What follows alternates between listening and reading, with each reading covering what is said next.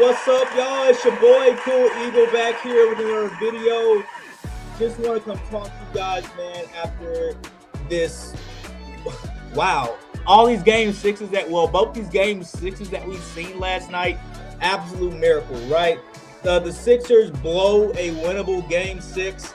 Now, mind you, this probably rides with the man. But before I even get to the content, man, I really hope you guys are having a fantastic Friday. Hope you guys are going to turn up safely tonight. I know I will be when the late night hours come. Don't know where you guys are, but man, turn up for Friday. Turn up.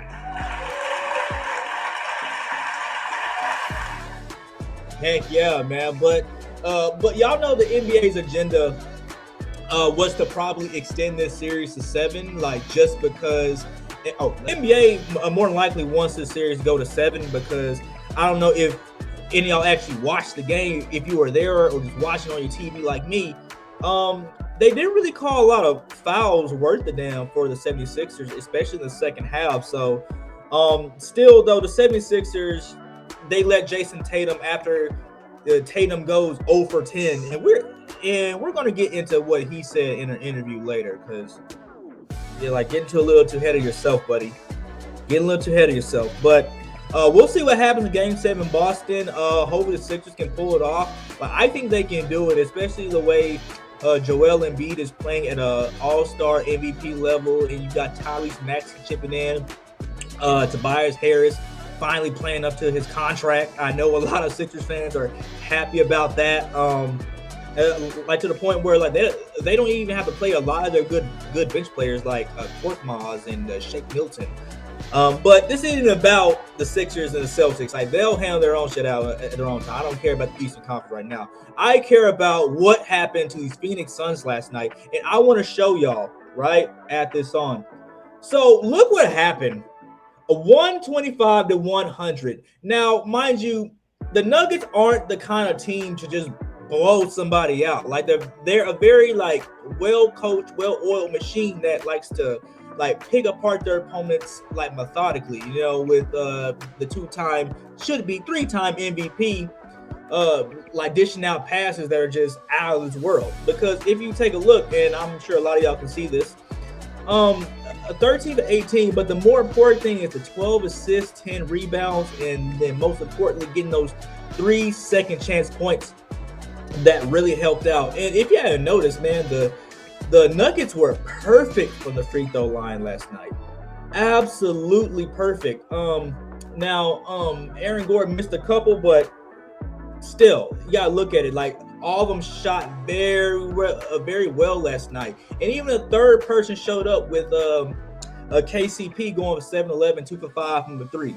Like you needed that, because with the firepower that you have with Kevin Durant and Devin Booker, as a lot of us know, like you have to have a third person that's going to show up for you, because Ayton's out, which really didn't mean a thing, because he was letting Jokic do whatever he wants, which is why, and explains it, that the Suns are aggressively seeking a trade for DeAndre Ayton. And just to expound on that, I still feel like the Suns should have let Ayton go to the Pacers when they offered him that contract. I don't think that, it's like matching the offer wasn't a smart move, especially when you have that particular player going at Monty Williams, who's more than likely, if not already, on the hot seat, just because this is a 3rd season in the row where you gave up, where either you had a lead or you just get your ass blown off in the first half. Like, look at these.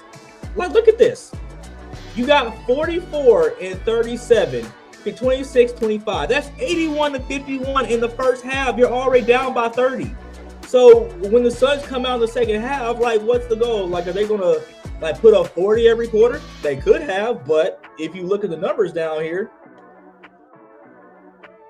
Kevin Durant, 8 for 19, and I've told y'all this a couple videos ago that this man has been looking inefficient, especially since last year's playoffs against the Boston Celtics when he was still with Brooklyn and they got swept for nothing.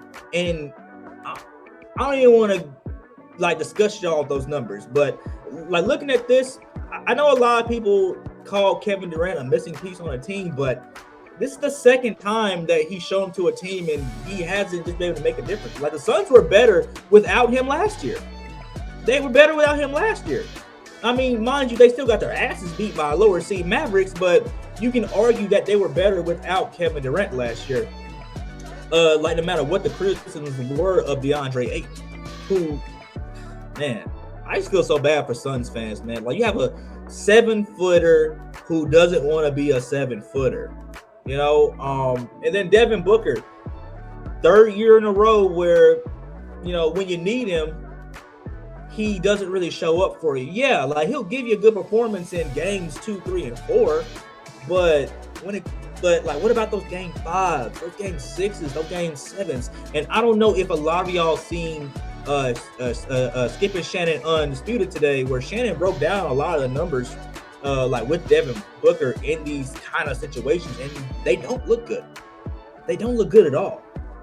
But the Suns aren't going to give away Devin Booker. He's their diamond in the rough. You know, Kevin Durant, I think he already has I think he still has like 2 years left on his contract, and they'd be stupid to give him away too. I mean, you just need a big man. I feel like the Suns are a big man and a healthy point guard away from being a really competitive team that reaches the finals and even win a championship. I would love to see that for the Phoenix Suns because I have a lot of friends who are Phoenix Suns fans. So.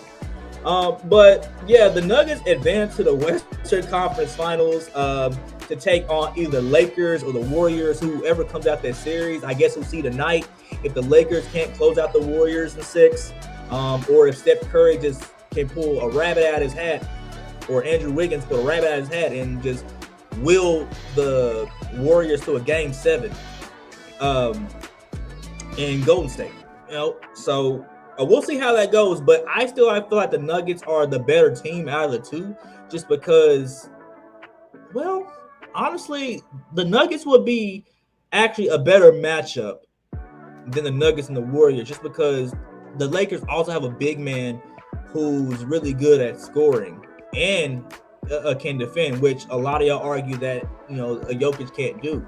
And they have LeBron James, who's old, but, you know, he does enough for you to win. You know, like he'll give you like 22 points and you can win off that if everybody else does their job. But I still feel like the Nuggets are the best team in the West. I feel like they can very well take, you know, the Western Conference Finals to 6 or 7 games and win it, and then go on to who either comes out of the Eastern Conference Finals between the Heat and what seems to be the Celtics, because now the Sixers have to play that game 7 in Boston. But we'll see. We'll see. This is all just entertainment at this point, right? But yeah, man, like got the asses beat, man. The Suns got the asses beat. And we'll go more into that at a later time because there's just some more breaking news with the Suns.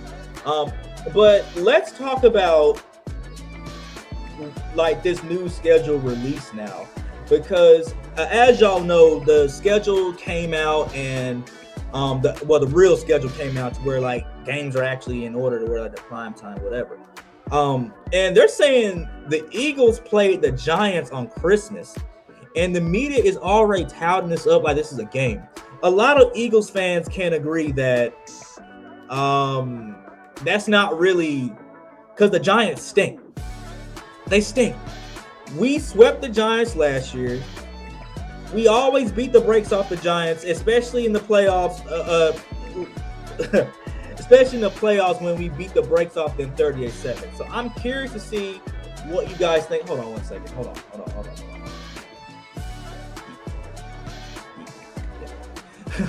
But I'm curious to hear what you guys think about that. Like, is that game really as special as the media is making it out to be because of how little we respect the New York Football Giants and Daniel Jones? So I'm curious to hear what you guys think in the comments, man. Like, remember, like, subscribe, get the content out there. Love doing this with you guys, man. Again, hope you guys have a fantastic Friday. Turn up. And your boy Cool Eagle is out.